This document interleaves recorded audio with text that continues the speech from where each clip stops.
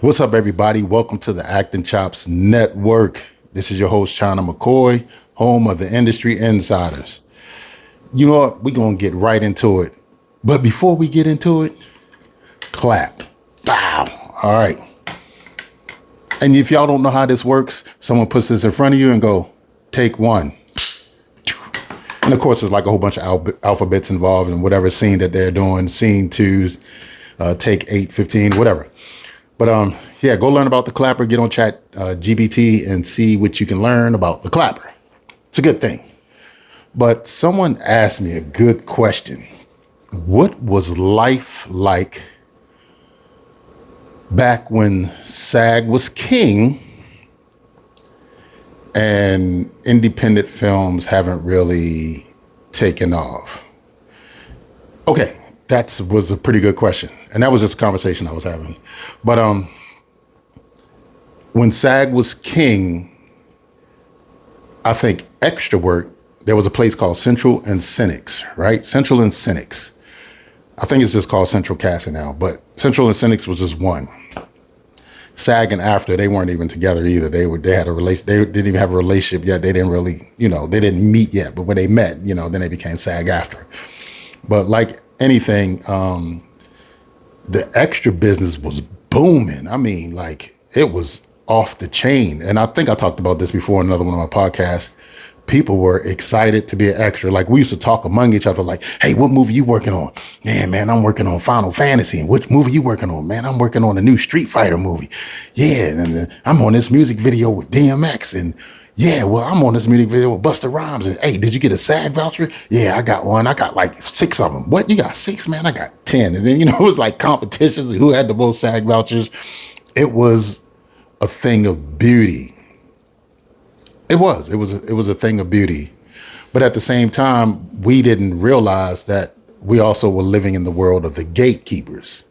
And I also talked about it on a previous podcast about the gatekeepers of Hollywood with the Panavision cameras and, only movies were made in Hollywood. So everybody was trying to get in Hollywood into the movie studios to work for the movie studios at any cost. So when the indie people showed up, they were using film too, right? Because I talked about that as well, how they got to get film cameras and do their own thing. But here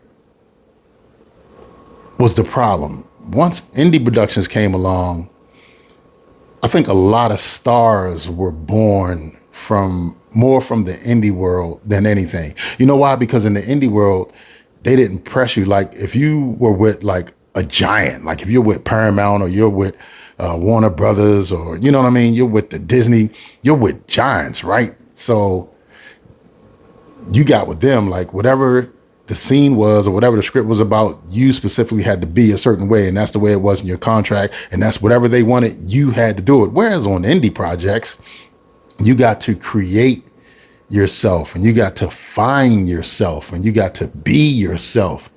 And then you got to create this persona or character. And it was just amazing that you could do that in the indie world. And I remember during the time for the difference, like back to the question, the difference for me was a lot of people who were SAG, which was a good thing also, you know what I mean? Because they had the benefits and you made you made more money if you were SAG, if you were non, and it used to be this myth around, oh, you can't do non-union projects because you'll get blackballed and this. That's like you aren't even on SAG's radar. They don't give a damn. You keep paying your dues. That's all they care about. Pay your dues. You can go do whatever the heck you want to do, but SAG don't give a damn about you. You ain't bringing in money like Denzel and Brad Pitt. You know what I mean? Like, come on, man. Stop it. Like you're so minuscule in SAG's eye, they don't see you get the work, right? But nah. So me not being a big fan of SAG at the time, I didn't care if I was in SAG or out of SAG. I was doing movies regardless. I'm gonna do these movies because I came here to do movies. I didn't come here to be SAG. I didn't come here to be non-union. I came here to be an actor, right? That was my goal. I came here to be an actor. I didn't care about a union or no unions. You know what I'm saying? So all I cared about is I want to be in front of the camera. This is fun. I like being on movie sets. That's it. So I was getting a lot of work in the non-union world, which me was great. It was fun. I mean, a lot of you guys weren't born, but I was, I would go into Blockbuster Video and my movies are on the shelf next to Van Damme's movies. Like, I was stoked. You know what I'm saying? I'm like, this is fantastic. Like, man, I'm like a little action movie star. But I was excited because I was always on the front of DVD cover boxes. And during that time, this is very pertinent. During that time, I had a lot of friends who were SAG, and they would always say to me, man, trying to get me on some of the movies. I'd be like, I tried, but you keep saying that you SAG, so I stopped asking. So because they believed in that myth, well, I'm SAG, I can't do that movie, then there's nothing I can do for you. Because they didn't have this, for me, they didn't have the same, they had more of a fear. I didn't have a fear, right? I had a desire and a fire, and they had a fear, so they couldn't see clear. You know what I mean? So they said, no, I'm SAG. I can't do that. No, I can't. Of course you can. You came here to be an actor. You didn't come here to be a union worker. You know what I'm saying? So my mindset was like, I'm doing this shit regardless. So during that time, those were the turbulent parts. So SAG was still God, but non-union was slowly coming up. And it was more fun to work on there because you could be free. And that kind of freedom was fun. That kind of freedom was so good that SAG had to go and put their grubby paws into the, indie world. Because a lot of people were starting to do indie work because people were like, all right, this SAG stuff is like, I may get one movie or two movies in a year. Well, I can work on non-union films like all year long.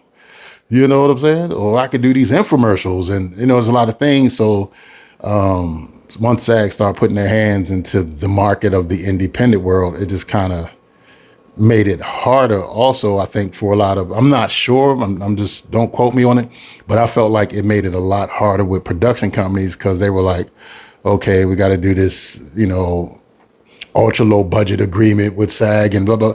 And it just became a thing. And maybe that came about because stars wanted to be in, low budget movies, maybe. I know also it was a good time because we were doing a lot of music videos, but also that became a bad time because now stars were like coming over into the music video world. Like, why is Halle Berry, who's a super megastar, coming out here to do this Foo Snicker video? You know what I'm saying? Like, so it's like now the stars have started taking work from us in the indie world. And we were just like, what the f- is going on out here? You know what I mean? So yeah, SAG and the indie world, that was an interesting time. It was a fun time. I wish SAG would have never stuck their paws in the independent world and all these contracts and all this stuff going on, but I'm sure they had their reasons. I'm gonna look more into that and do a podcast about that as well. But just on a broad stroke, I just felt like, why are they even over here? Like, we weren't going over there bothering you. Why you got to come down there and try to dominate and covet what we got here? Why are you trying to colonize everything we doing here in the indie world? We just felt like it just was not fair. Why are the big stars coming into the music videos, taking all the lead roles that were just for actors who were trying to, get little parts? So if we was in a music video, it was an acting role for us. It was great.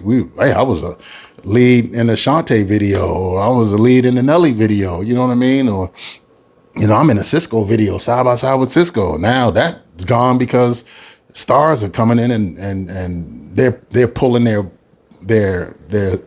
weight around, so it just it was kind of disheartening. But I miss those times where SAG was minding its own business and After was minding their own business, and the indie world was over here minding their own little business and doing their thing, and we were just making movies happy, and it was just good to go in stores and just see our stuff on the shelves, and it was a different time.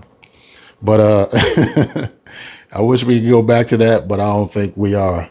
But anyway, man, thanks for stopping in. Again, if you like, subscribe. And if you subscribed already, that means you like what I'm doing. Pretty soon, I'm going to change up the format. I'm going to be dropping some videos so y'all can actually see instead of watching me talk for 10 whole minutes. But anyway, thanks for tapping in. Go to YouTube, Acting Chops Network, at Acting Chops Network. On Instagram, at Acting Chops, or at Acting Chops Podcast, actually. I think I've been saying it wrong on all those other podcasts. Damn it. But anyway, at IG, at Acting Chops Podcast. All right, I'm out of here. Peace.